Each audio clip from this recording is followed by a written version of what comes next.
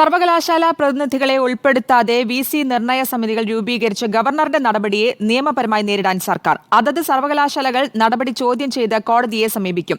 കാവ്യവൽക്കരണ ശ്രമങ്ങളെ നിയമപരമായി പ്രതിരോധിക്കുമെന്ന് ഉന്നത വിദ്യാഭ്യാസ മന്ത്രി ആർ ബിന്ദു വ്യക്തമാക്കി. VC നിർണയ സമിതി രൂപീകരണത്തിലൂടെ സർക്കാരിനെതിരെ പുതിയ യുദ്ധമുഖം തുറന്നിരിക്കുകയാണ് ഗവർണർ. ഇന്നലെയാണ് സംസ്ഥാനത്തെ 6 സർവകലാശാലകളിലെ VC നിർണയത്തിന് സമിതി രൂപീകരിച്ച് ചാൻസലർ വിജ്ഞാപനം ഇറക്കിയത്.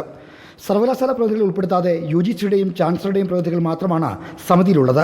നേരത്തെ കോടതി കയറിയ വിഷയത്തിൽ ഗവർണർ വീണ്ടും പ്രകോപനം സൃഷ്ടിക്കുന്നു എന്ന വികാരത്തിലാണ് സർക്കാർ.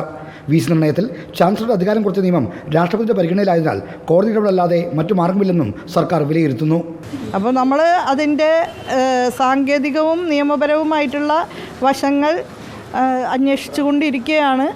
ഏറ്റവും പെട്ടെന്ന് തന്നെ ഇക്കാര്യത്തിൽ ഒരു നിഗമനത്തിൽ എത്തിച്ചേരും. ഗവർണർ പദവിയിൽ കാലാവധി തീരാൻ ഏതാനും മാസങ്ങൾ മാത്രം ബാക്കിയുള്ളപ്പോൾ സർക്കാരിനെതിരെ പുതിയ പോരാട്ടം തുടങ്ങിയിരിക്കുകയാണ് ഗവർണർ. ഉന്നത വിദ്യാഭ്യാസ മേഖലയെ സംബന്ധിച്ച് പുതിയ ചർച്ചയ്ക്ക് തുടക്കം കുറിക്കുകയാണ് ഗവർണർ ലക്ഷ്യം. സർവകലാശാലകൾ പ്രതിനിധികൾ നൽകാത്തതുകൊണ്ടാണ് അവരെ ഒഴിവാക്കി സമിതി രൂപീകരിച്ചതെന്ന രാജ്ഭവൻ വിസ്തീർണത്തിൽ അത് വ്യക്തവുമാണ്. റിപ്പോർട്ടർ, തിരുവനന്തപുരം.